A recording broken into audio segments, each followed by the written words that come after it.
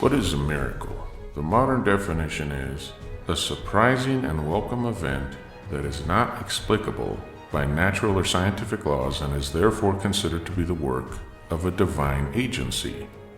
A phenomenon is defined as a fact or situation that is observed to exist or happen, especially one whose cause or explanation is in question.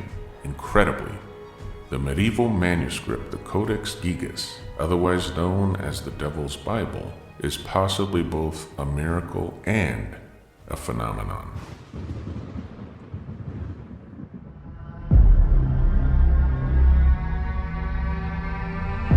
There have been reports of strange creatures in the area. Witnesses say they couldn't believe what they were seeing.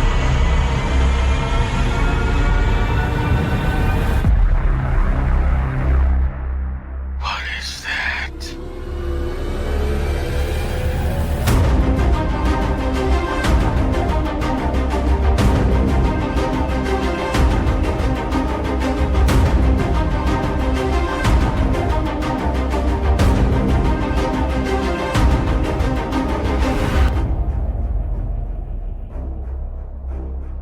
Welcome, beloved fofers, doubters, naysayers, non-believers, and skeptics. Welcome to Paranormal Fable or Fact. I am Victor Trevino, joined by my co-host and beautiful wife, Tammy.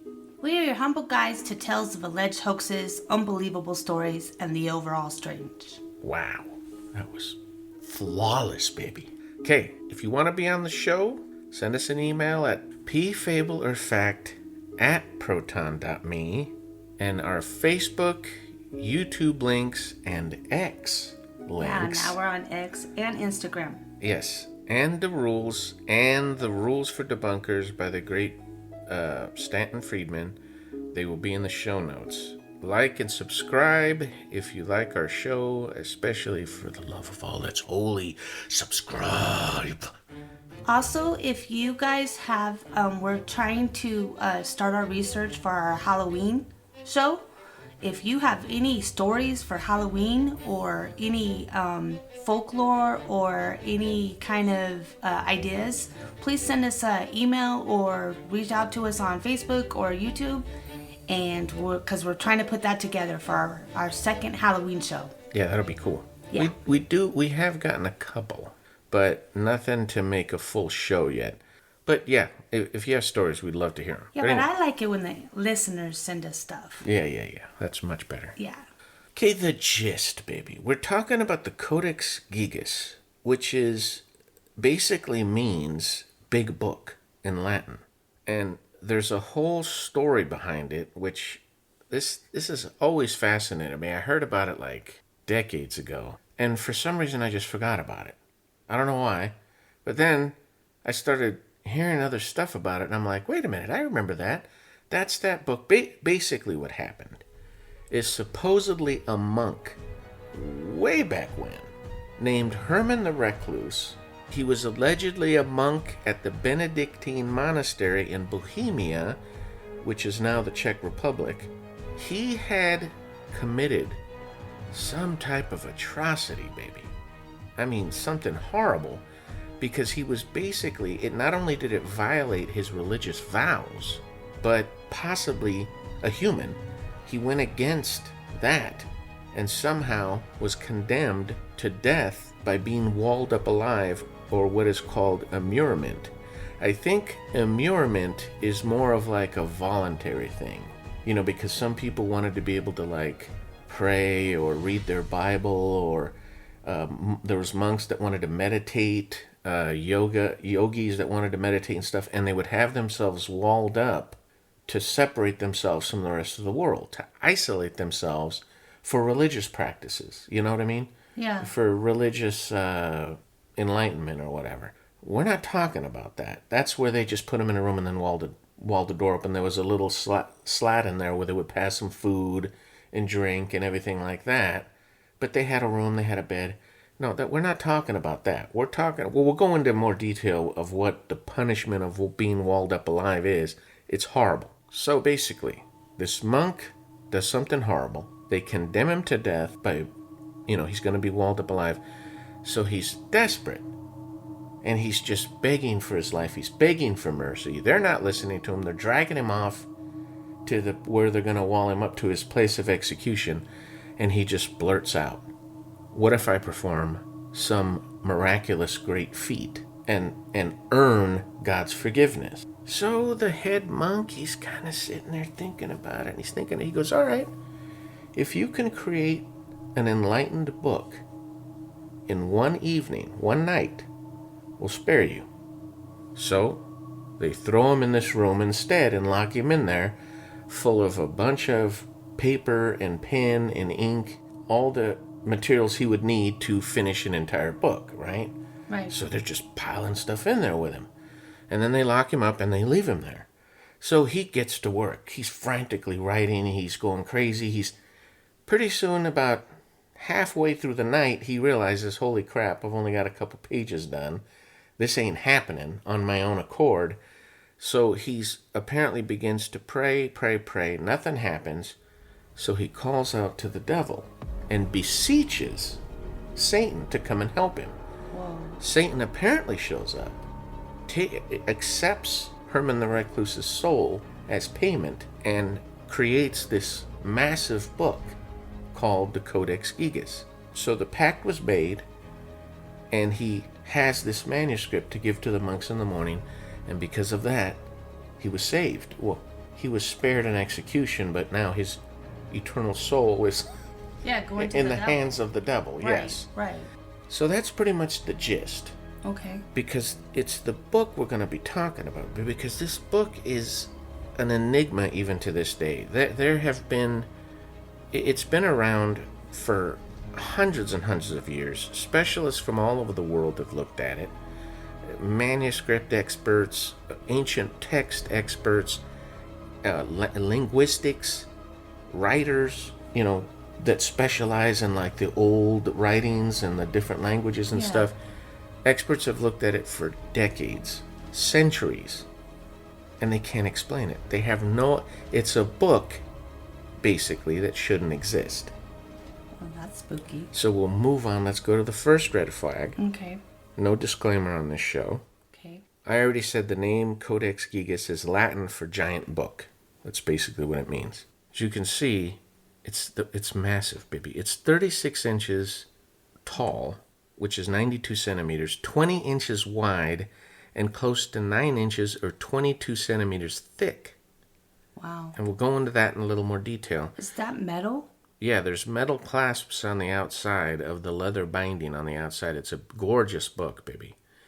In some of the photographs, because of glare or what have you, you can see that it looks really messed up. And then when they use like digital cameras and stuff, you can see how much more vibrant and beautiful some of the writing is. You see? Yeah. It just depends on the camera they're using, because in some of the shots they're like older shots so that you can see like the glare and the discoloration. Wow. And yeah, it's a massive book, baby. Normally they wheel it around like on a cart if somebody's looking at it or whatever, but if they have to move it, it takes 2 people to move it. That's the famous illustration of the devil, which is almost directly in the middle of the book from what I understand. Okay, it's a staggering 165 pounds, baby, which is just shy of 75 kilograms. Like I said, it takes 2 people to lift it if they have to move it somewhere. That's a weight of an adult person. Nearly an adult, yeah. The cover of the book is leather bound and held together by beautiful metal fixings. We saw that in the movie. Yeah. One of the things that sets it apart from any other medieval manuscript, baby, is what we call illuminations, extravagant illuminations, which is, I actually looked up the definition of an illumination. It's the practice of embellishing handwritten books with colorful illustrations, intricate borders on the pages, and elaborate oversized letters to enhance the text. Oh, yeah, like calligraphy, how you do calligraphy. Right, but it's not just calligraphy like fancy letters. It's like, like in those old fairy tale books where it would say once upon a time, and the O on once upon a time was all illustrated with Yeah. like leaves Yeah. and trees and waterfalls pretty, and all yeah. this. Yeah, that's an illumination. Ah, okay. There are illuminations, extravagant, multicolored illuminations throughout the entire Wow. Codex Gigas. And numerous colors. Like the rainbow. I mean, there's so many Wow. colors, so many different inks Okay. were used to ink the book. It's unreal. It would take a while to make sure that each letter was perfect, and then take several hours just to finish each illumination on the page. Because remember, baby, they're not like modern writing paper that we have now with lines. Right. You're just writing freehand Yeah. across this massive Yeah. piece of vellum, Right. because it is vellum that it's Right. written on. There's an example of the illuminations. That's just one page, baby. I mean, just look at that P. Yeah, look at that. And look at how many different inks are used in there. And then the colors. lettering, it's just incredible. And then correct me if I'm wrong, but back then you would wait till some of that dried before you put in the next color, or it would bleed into each It would other. bleed right? into each other or smear. Right. Yeah, So because you, I took calligraphy class. Not that I could do something that extravagant, but you would wait. You would let it dry out. I think they used blotters. Oh yeah, blotters. They would yes. roll the blotters to dry Yes. up some of the ink, but you still had to be Yeah, but very still- careful. Yes, very careful. Because you couldn't rub the page while you're drawing. Like even like the orange going in on the smaller letters, you know, that orange going in. It's embellishing the writing. And that's just one. See, that's a whole page there. Whoa, look at the letters.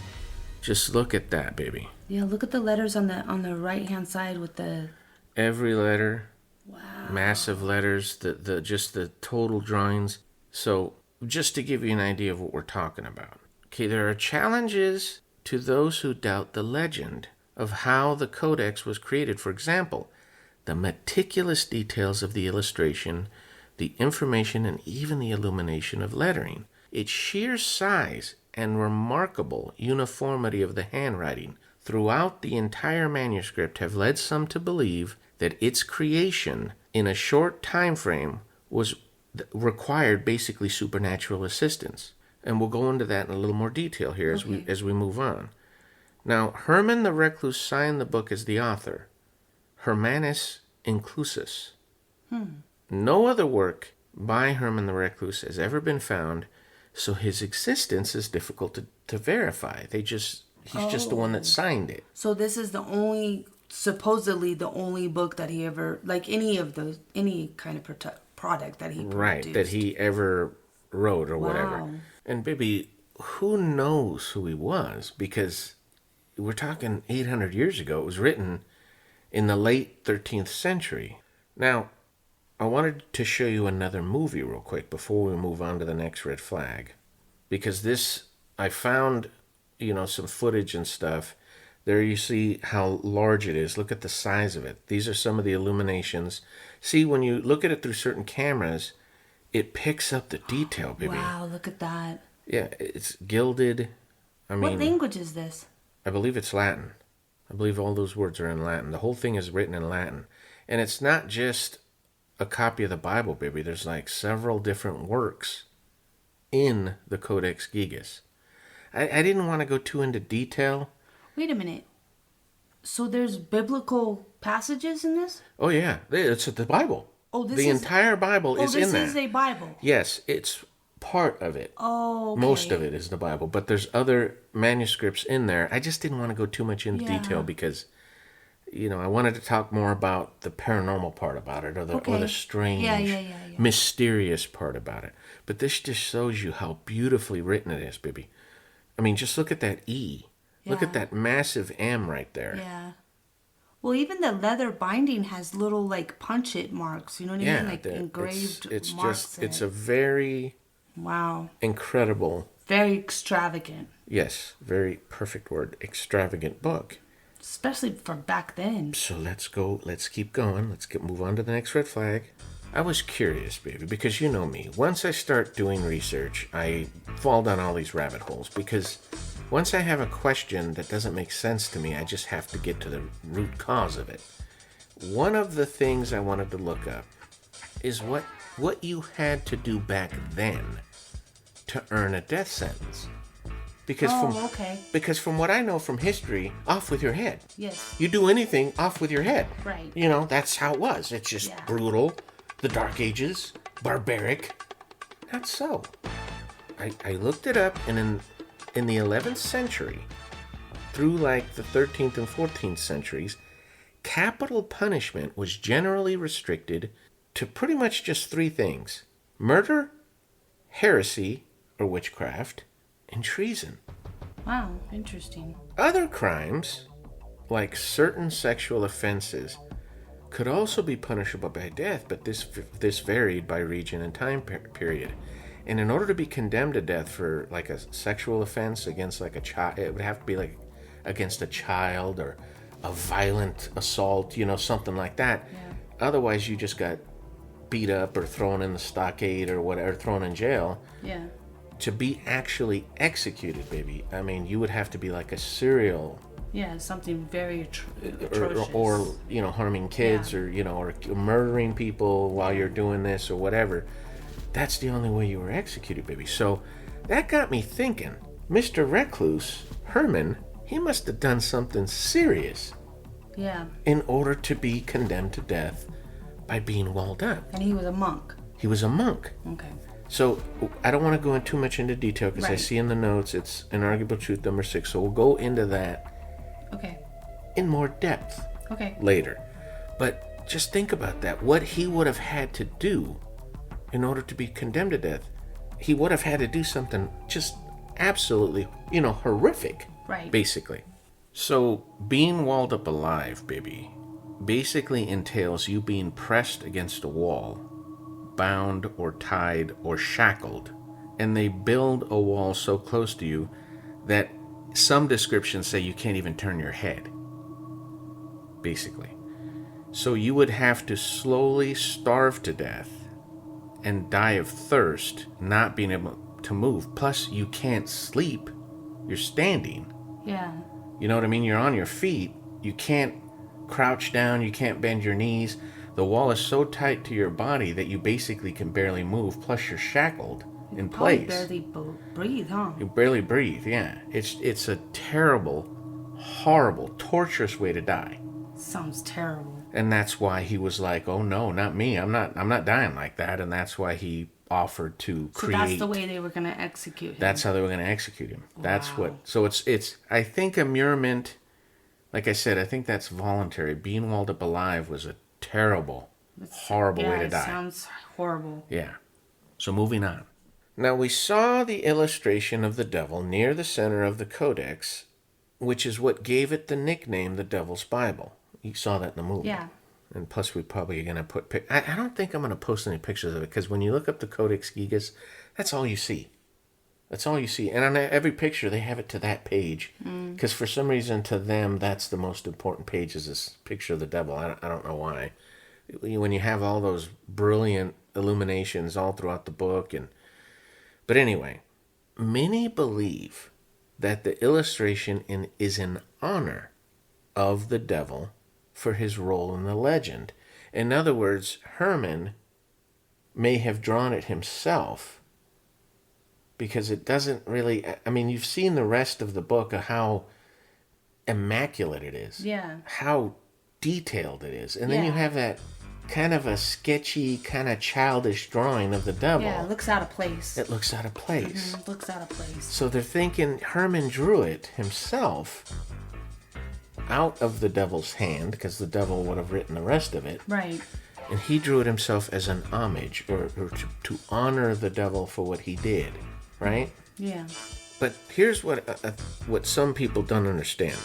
There's the devil's picture. Across from it, this drawing here, in the opposite page of it, is believed to be a representation of heaven. Oh, okay. So there are some that believe, but you see how the drawing of the devil is like totally out of place? Yeah.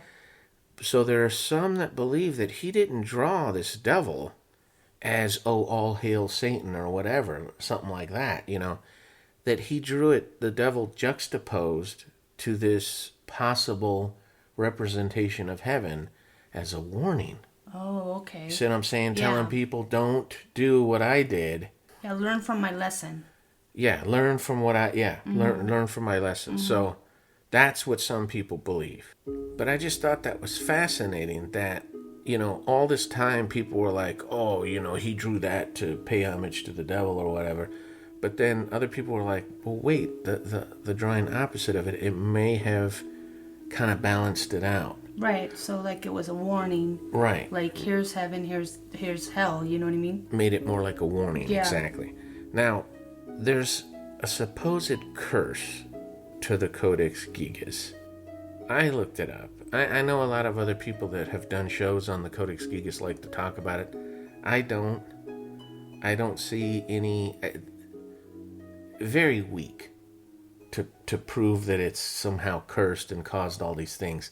It's 800 years old. Right. If you exist for 800 years, you're going to be involved in a lot of disaster, a lot of tragedies, A lot of miracles. a lot of fires, a lot of as much good as evil. as much good as bad, right? But they only talk about the bad parts. So I think it's kind of, I don't know, it's just an attempt to make it more interesting than it actually is. Right. Because supposedly it caused a war, in a fire, the whole library burned down, but the people during the time knew that it was so valuable they actually threw it out a window to save it from the fire, and it dropped down and almost killed somebody. Because it's so huge, because it's so big. and et cetera, et cetera. Yeah. And we'll go into that in a little more detail because there is. But again, I didn't see enough for me to say, oh man, yeah, this book is cursed. Yeah. Because curses are well, we could do a whole show just on curses, baby. Right, correct. Because there are things that have been cursed, and there is very strange things that go on, and you have the skeptics and the academia trying to explain it away as well. Maybe it was a disease, maybe whatever, like the curse of the tombs, the Egyptian tombs and stuff. They say, oh, it was the air and they breathed it in and it was spores and that's what killed them. But who knows? Yeah, but the whole thing is that the curse was not justification enough to go into detail, right? So we're gonna move on. Okay. So let's go to the inarguable truths, our favorite part of the show. Yes. Inarguable truth number 1: the Codex Gigas was written in a short period of time by one person. Number 2, the Codex Gigas is the largest medieval manuscript ever written. Number 3, there is no explanation for how uniformly the book was written. Number 4, the missing 10 pages were never recovered. Number 5, the Codex Gigas has survived for more than 800 years. Number 6, the surname of the author has 2 meanings in Latin. Okay, so let's go back to inarguable truth number 1, which is the Codex Gigas was written in a short period of time by one person. This is where we get into what many believe is some type of paranormal intervention, baby, because there's no other way to describe it. Because there is an unwavering quality and coloration of the ink throughout. There is a meticulous writing style throughout. And like I said, experts from all over the world have looked at it for centuries, baby. It is estimated that it would have taken 20 or 30 years to complete it of constant writing. Yeah. 20 to 30 years of work. Now think about that. How is it that you can keep the ink quality consistent throughout for 30 years? Correct. You see what I'm saying? Yeah, that would be really difficult. I mean, even if you have like a big storage of ink, after a while ink goes bad and the ink is uniform. Well, not only that, if we're talking about that long ago, that ink has to be processed so that person is probably making that ink. Right. So if you ran out of like that green or that red and you're trying to get that consistency, the same color, Yep. It's not going to happen. That's what I'm saying, the consistency of the ink. Yeah. Also the meticulous writing style, baby. There's no it's lax so flowing in writing. It's like somebody just sat down and went each page back to back nonstop. Right. And you would have to rest because Right, you You start and I getting tired? remember, yeah, you and I remember when we were in school, we did a yeah. lot of writing, and you would get tired. Yeah, writing. your hand starts to cramp. And it shows in your penmanship. shows in when your you penmanship, write, because exactly. if you get lazy or tired, you start getting, you can see it in your penmanship, the laziness or the tiredness. And I don't want to go too far into detail because, like it says, we're going to carry this on in Arguable Truth number 3. But the main thing is that because of the ink and because of the meticulous writing, that uniformity throughout, it had to have been written in a short period of time by one author. There's no variance in writing. So in other words, people weren't trading in and out. Yeah. Because, writing experts, text experts have looked at it. No, that's the same writer. So for 30 years, this person wrote exactly the same. Wow. Couldn't have been multiple people. It was written by one person. And the amount of work in there, baby. I mean, we're just looking at a couple of pages of it. So for sure, one person wrote it. One person wrote it. They all agree on that. There's no doubt that they can't prove otherwise. No, I'm just saying. So just keep that in mind, that it would have taken 20 or 30 years of constant writing. Basically, sleeping, eating, getting up, writing until you eat again, writing some more, then you go to sleep, get up, and start writing again. Yeah. You're just constantly writing. It would have taken between 20 and 30 years. Closer to 30 years by most people's standards. That's crazy. To finish the Codex Gigas by yourself. So, we covered that one enough. Let's move on to Inarguable Truth number 2. The Codex Gigas was the largest medieval manuscript ever written. That's just hands down. There's nothing ever been anywhere near this thing. We talked about the dimensions. Just a massive book. Weighs 165 pounds. It is composed of 310 leaves of vellum, totaling 142.6 square miles of skin. Because remember, vellum is made out of animal skins, Right. baby. Actually, it was 142.6 square meters. That's 1,535 square feet in area. Wow. This is the skins from at least 160 animals, either donkeys or calves. Oh. 160 animals just to write the book. Wow. So when you're thinking about the components that you would need just to make the book, you're talking about a lot. Yeah. Do you know how 310, and then when it says 310 leaves of vellum, baby, just think of how big they would have to be Right. to fit in the book, Right. to make a book that big. Right. So you're talking about a huge sheet. And we're not talking about like just how they manufacture paper now, where they could get that done in a day. Right. The paper itself would take weeks to process. And again, we talked about how much more expensive vellum is. Yes. Even back then compared to now. Even now, vellum is way more expensive than paper. Yeah. So there you go. And like you said, extravagance. Yeah. It's just a beautifully, Yeah. very attention to detail type book. So we covered that one enough. Let's move on to Inarguable Truth number 3. And this is the continuation of the paranormal stuff. There is no explanation for how uniformly the book was written. Now, remember, it would have taken 20 to 30 years to write, baby. There's no signs of aging. Right. In other words, as you get older, let's say you started in your 20s, and here you're approaching middle age by the time you're getting to the end of the book, your eyesight's going to start going. Yeah. You know what I mean? Yeah. You might be suffering from some kind of illness. Right. Arthritis. Yeah. If you're writing that long for that many years, Some carpal tunnel. yeah, you're going to get carpal tunnel, you're going to have hand cramps. There's none of that evident Yeah. in the penmanship.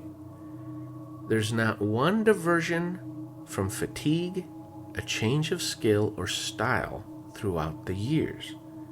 And again, this is tied to Inarguable Truth number 1, which is it was written in a short period of time by one person. It's inarguable. It's inarguable. There's no explanation. Like I said, the book shouldn't exist. Yeah. The way it exists today, it should not exist. Yeah. Because there's no way one person should have been able to write it. And somehow they did, which leads some people to say, well, maybe there was something to this legend. Because remember, baby, every myth we believe, every legend has some type, it's based on some type of truth, is what we believe, right? Right. And I finally figured out who it was that said that. She was called Helena Blavatsky. She was an occultist from like the 19th century.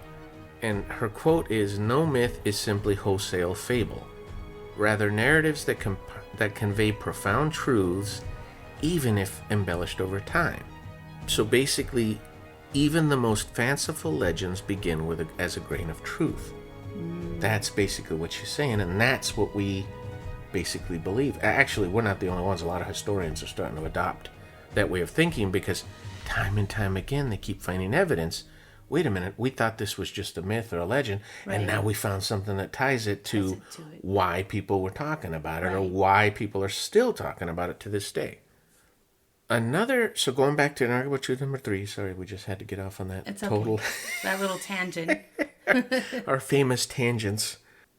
They're also, going back to argument truth number 3, baby, there's no signs of human error. When you're talking about vellum, you didn't have magic eraser. Right. You didn't have whiteout. Right.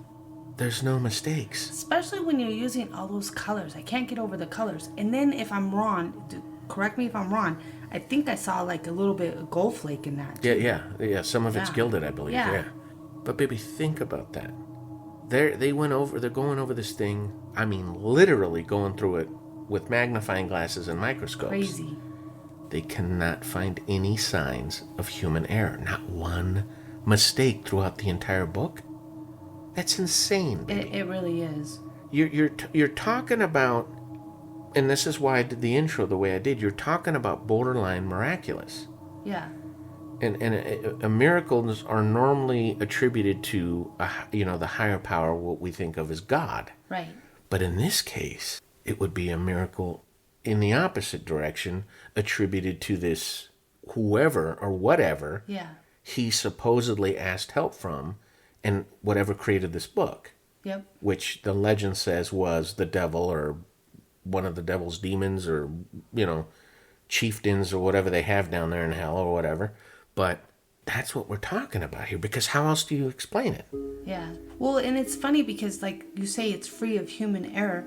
I could tell you, like, daily, if I write something down, I'm probably, if I don't concentrate on it, like if my brain is just thinking about different things and I'm trying to write something down fast, I'll mess up 2 or 3 times. Oh, yeah. Baby, even when you're typing, how many times do you have to backspace? Oh, yeah. Or delete or edit? Yeah. Or use, autocorrect. Yeah, I mean, exactly. think about that. Yeah. Even typing on a machine today, you make mistakes. How is it possible that writing by hand, how? Yep. And I don't even want to try to figure out how many words are written from the front page to the end of the page. End of it, Plus all those illuminations, baby. Yeah. No signs of human error. Right.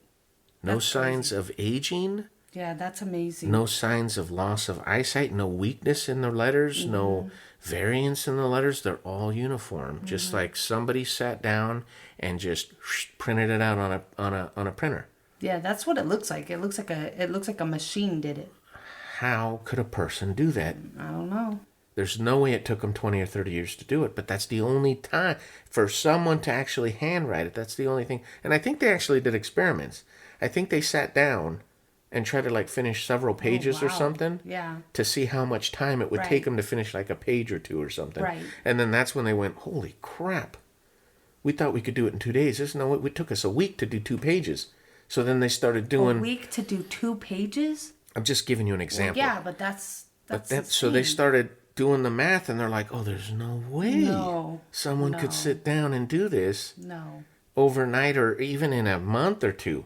It would have taken them decades. Even the drying process of the ink would take a while. Yeah, I don't know. I don't know how long that takes, but I believe colored ink takes longer to dry than regular ink, right? Yes. Yeah, it's nuts, man. But anyway, so we covered that one enough. Let's move on to an argument truth number 4. Okay. Now, this one I was going to talk more in detail about the missing 10 pages that were never recovered. There was 10 pages that were removed at some point in history. And it remains a mystery because they don't like I said, it wasn't just a copy of the Bible, baby. There was other different manuscripts written in the Codex Gigas. They're still there. That is a photo of basically the index. Oh, wow. Look at that. Yeah. It's not just the Bible, baby. There was like different things written in it. And the 10 pages that were removed, they don't know where it fits in there because apparently they had to have removed part of the index as well. Oh, okay. So it's like nobody knows why the pages were removed. So it originally contained 320 sheets, full sheets, that's front and back, two sides, you know. So basically one sheet would be like 4 pages in the because it's, you know, folded in half and then written front and back. Right. So but 10 were removed. Theories from deliberate removal of potential heretical or sensitive content, such as a devil's prayer, perhaps, to the pages. And this is another thing that they say. Maybe it was damaged in a fire that occurred in 1697 at the Stockholm Royal Library where it was housed. And that's the fire I told you about where they threw it out the window to save it. Okay. So maybe it was just damaged in a fire and they tore the pages out because of that. But why would you do that? Why would you remove burnt pages? Yeah, I don't know. I mean, unless it's on fire and then you're tearing the pages out to save the rest of the book. Okay, so they know it's exact 10 pages. Exactly 10 pages, yes. But they don't know what was on those 10 pages. No. And what it... Okay. And why they were removed. That's interesting. I tend to lean, and I think this goes for just about anybody that's studied the Codex Gigas, even cursory research like I did. I tend to lean on it was purposefully removed. Yeah. Because there's some stuff in there. I mean, the nickname is the Devil's Bible, baby. Yeah.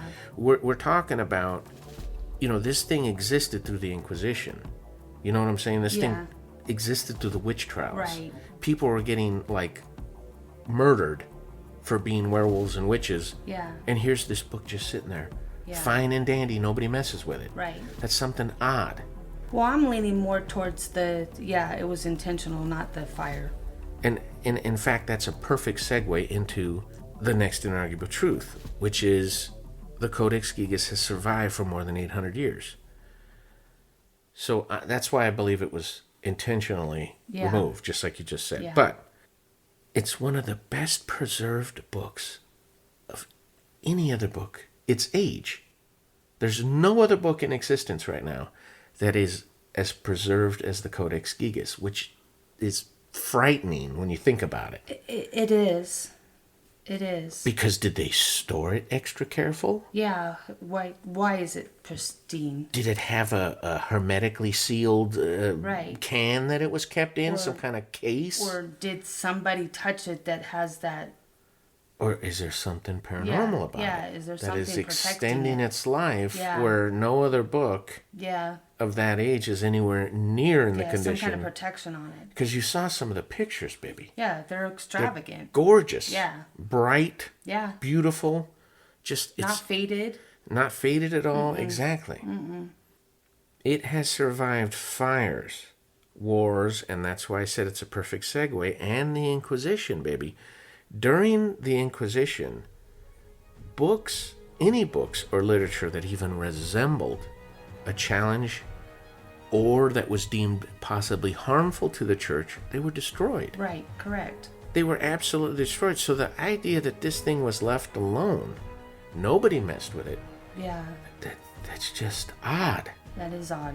People got to scratch their heads and go, yeah, why didn't they burn this thing? Why didn't they? It's almost like, I mean, unless they hid it away somewhere, you know, or maybe the Knights Templar had it, or. But it was in the Royal Library, I believe, in Stockholm for like 200 or 300 years, I think. So I don't know. That's crazy. But it's insane when you think about it, that it existed throughout that and it's in perfect condition. Very, very odd. And we're just looking at another photo real quick. Wow, look at that. Let's look at the detail, baby. Yeah. Look at the amount of words. Yeah. Just this alone, not one error. You can go over that with a fine-tooth comb under microscope and try to find where somebody edited or erased or removed the ink, to fix a Yeah. mistake. Not Yeah. one mistake, baby. And it is like the Bible because it's got red writing Yep. and then black writing because some Bibles have that, you know? And just think about, how large the book is. Yeah. Look at how many words are just on those 2 pages. Yeah. And you're talking 310 more pages like that? Right, and it's 2 columns on each page. It's just an crazy. incredible amount of work, Yeah, baby. And then a you lot have of the illuminations. Look at them. They're just, Yeah. it's just incredible. Yeah, the colors. So let's move on to the last. We're at the finish line, baby. Okay. Inarguable truth number 6. The surname of the author has 2 meanings in Latin. This is the mic drop, of course. Inclusus, because remember, it was Hermanus Inclusus. Inclusus is a Latin word meaning shut up or shut in, imprisoned or enclosed. That's why they call him Herman the Recluse. Okay. That he was a shut-in. He didn't Yeah. go out. He was a hermit. He was Yeah. a recluse, basically. Yeah. It's the past participle of the verb includo, which means to shut in or to enclose. In English, inclusus can also refer to something that is confined, enclosed, bound, restrained, included, or incorporated. So was it Herman the Recluse, or was it Herman the Imprisoned? Was he imprisoned when he wrote the entire thing? Yeah. Do you see what I'm saying? Yeah. It makes you think that challenges the legend. That he wasn't a recluse, he was actually imprisoned. Yeah. And he said, they were going to execute him. Right. You know what I mean? So Yeah. he said, okay, I'm going to write this book. Will you let me out if I write this book? And he finished it in a short amount of time, a miraculous amount of time. Maybe not overnight. Yeah. But it's still impossible. Because like all the experts tell us, it would have taken him decades. Yeah. And there's no signs of any variance, no signs of aging, none of that. Just something to throw out to the mic drop. But here's the thing. Here's the reference from where I made a reference to it earlier in the show, baby. Because I thought it was odd that here he is. He's a monk. He's a very religious man, or supposedly supposed to be a religious man. He's calling out to God, begging God, save me, save me, save me, right? Yeah. God completely ignores him, so he calls once to Satan, and there he is. And there's the book. So my thing was, baby, is what if the reason for his execution was because of his suspected ties to the devil? See, that makes sense. Or witchcraft or something like Yeah, that. some evilness. So he says, I'm going to do this miracle for you. They throw him in this room. They throw him all the materials he needs, and boom. Yeah. He summons the devil. The devil already has his soul. Yeah. Pumps out the book, and there you go. Yep. That's why he was going to be walled Yep, up in he the had first ties place, to because black magic he or already evil. had ties to this, Yeah. the other side, the Yeah. opposing side, and Right. that's what spared him. Right. That's my theory. Yeah. So, It's interesting. in conclusion, baby, what do you think about the Codex Gigas? If you showed me that book and you didn't tell me anything about it, I would think it was fake. What? No, I really would. I would think it was fake because it's just too detailed. It's just too extravagant. And to be made back then, I don't know, like you said, it could be, I don't know. If it is one person that did that, then they had close ties to the devil. It's not if, it is. It's Okay, well, they've it examined is. it. People come from all over the world, baby, with the intent on finding a flaw to show that no, it was not one guy, it was not written in a shirt, and they all go there and they're like flummoxed. They're like, what? Scratching their heads going, what? I don't understand. So do they know?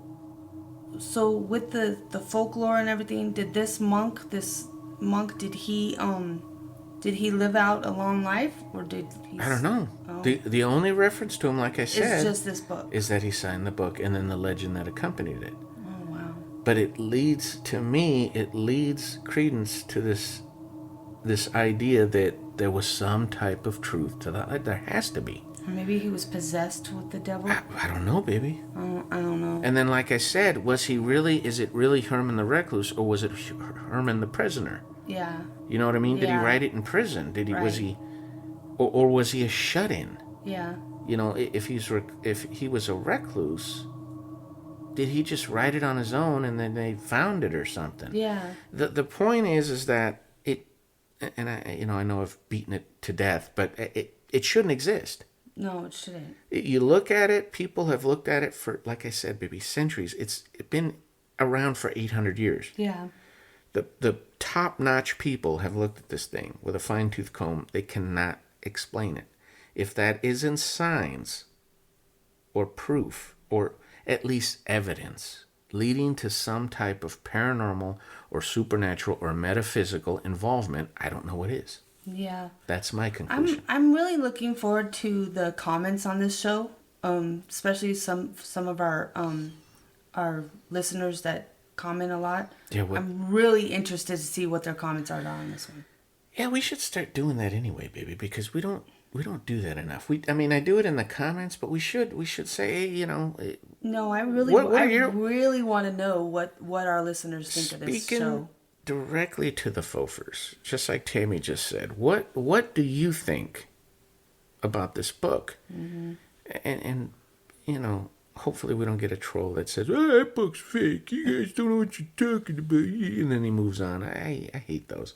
And they don't even offer any kind of... They just say, "Oh, you don't know what you're talking about." At least offer an explanation. Yeah. Give me something. Yeah.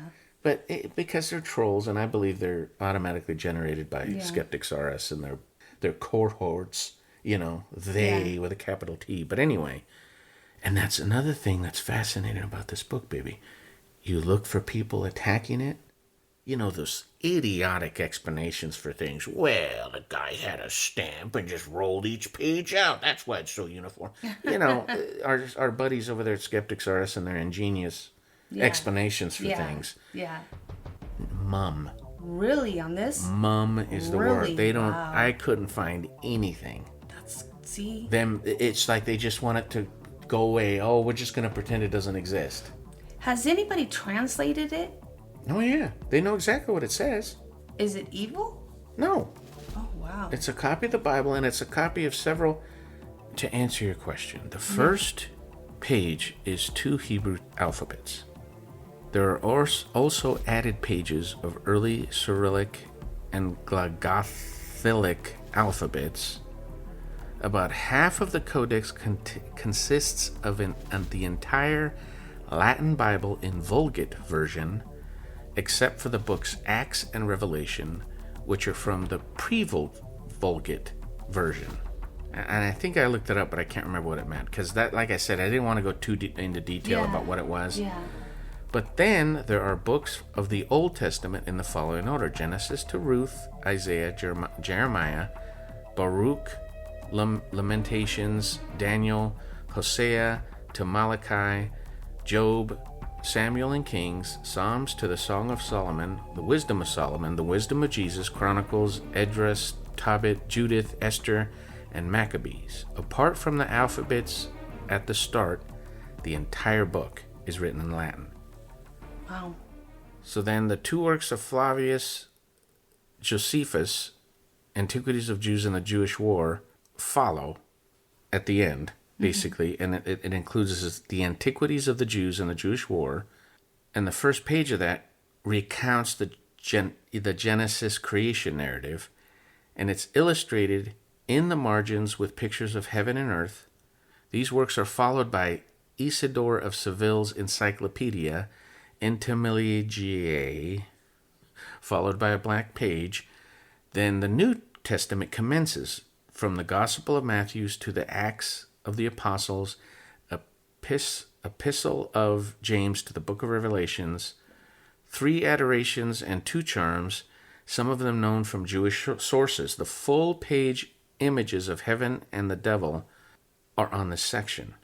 Then it comes the Chronica Bormorium of Cosmas of Prague, a list of brothers in the Benedictine monastery of Paul de Lassi, so it basically showed who was the monks at the time.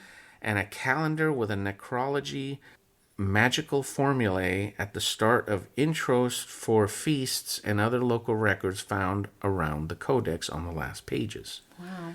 So there's actually like magic and stuff in there as well. Yeah. That's what I'm saying. How did it survive the Inquisition, baby? Right. It's just fascinating. The other thing I just want to add it to is that the picture of the devil looks out of place. Right. Well, we Like already the talked about that. Oh, okay. Because the illustrations are just beautiful, but Yeah, it the looks devil like looks cartoony. it looks like a kid drew it. Yeah. Yeah. Well, that's my conclusion. I don't know what to think of it. So you don't have a conclusion? I really don't. Yeah, I don't know. I think the writer of this book had ties to the legions of darkness, Satan, the devil, negative spirits, evil spirits, whatever you want to call them. And he created this Bible either for money, fame, or, like the legend says, to save his skin. Yeah. And he did it through unknown magical or demonic means. That's what I believe. Okay. Because I've said it before and I'll say it again, and I know I'm saying it too many times. It shouldn't exist, baby. Yeah. This book should not be in existence right now. It is one of the biggest mysteries of the medieval times that cannot be explained by modern science, modern logic, or modern technology. Yeah. Because, like I said, they come from all over the world, baby, to look at this thing, Wow. to try to disprove it, and they just leave scratching their heads, going, Yeah. I don't get Yeah. it. What's going on They here? go find something else to Yeah, debunk. they leave it over there. They just leave it alone. Yeah. I think that's what a lot of people would like to do, is just forget it exists. Yeah. Oh, that You makes, know. Yeah. So, All right. that about does it, baby. That about does it. Thank you, everybody, for listening. Don't forget, subscribe to our YouTube. Check us out on X. Check us out on Instagram, Facebook, and send those stories in, especially the Halloween stories. And also to our first responders, our veterans, and our troops that are serving right now. Thank you for your service. God bless you and yours. Good night, everybody.